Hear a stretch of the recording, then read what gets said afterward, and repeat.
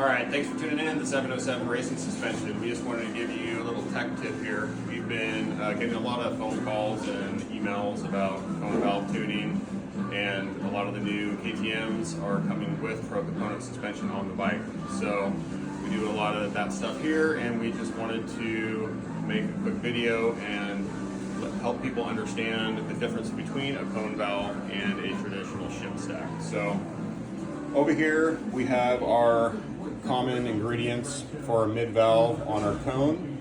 We didn't break one out today because we just actually finished these and said, hey, let's make this video. Long story short, the taper of the cone is going up against your mid valve, creating oil to bypass.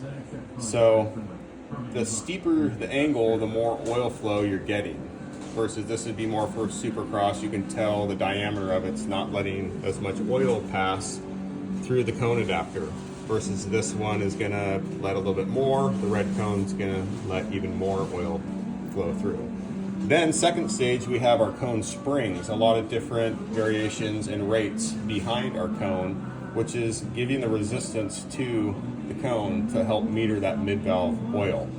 Now, the reason they've done this instead of traditional shim stack, and this is out of like an air fork, so this is just something I just pulled, we had laying around, so I just thought I would show you the difference. So on a cone, the oil is metering through the cone, bleeding around when the spring opens up.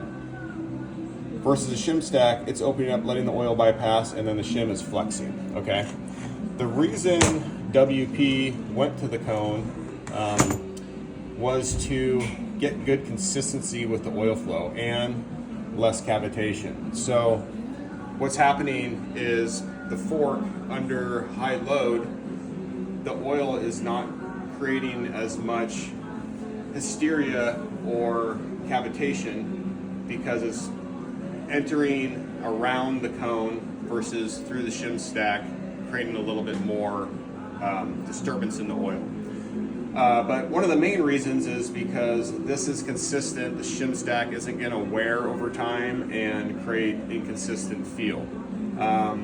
So far, that is true, but again, you get a really aggressive rider, you're going to have to come in when this stuff gets rebuilt and make sure the tension is still correct on your cone spring, or put it on flow meter like we have and make sure that is correct, which is done with every build here.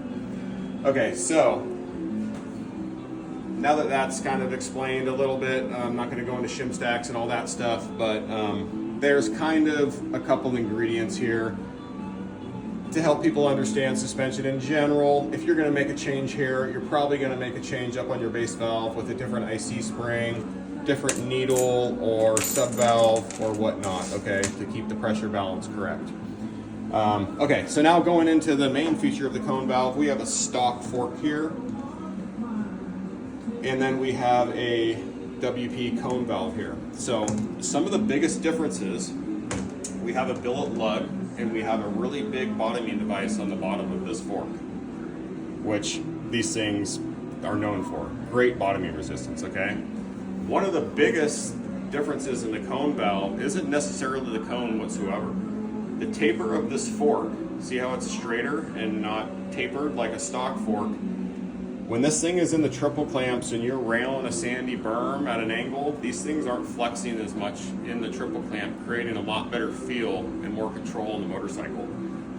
Like also, when you're hitting a bump at wicked high speed, pothole, for instance, on a dirt road or something, and you just smack that thing, what's happening to the fork, and a lot of times when people are like, man, that was a violent jolt to the handlebars, I bottomed out. Well, no, what happened was you actually hit so hard, the fork actually bends like a candy cane, and it's restricted into the stroke, and it's having a hard time moving, so it gives you a really hard feedback of almost hitting the brakes. The cone valve, stiffer, taper, when you hit a bump like that at wicked speed, it doesn't give you that harsh feedback because it can't flex as much because it's stronger here and it's less tapered. Now, a downside to this may be a really slow technical ride in the rocks and stuff like that where you're barely moving. Yes, it's a little bit more weight and it is a little bit more rigid. So that's why you see a lot of the enduro guys and certain guys running a stock set of forks versus a cone. So anyways, I just wanted to explain a couple things of the differences on a cone valve. Hopefully that helps you guys out. Thanks for tuning in to 707 Racing Suspension.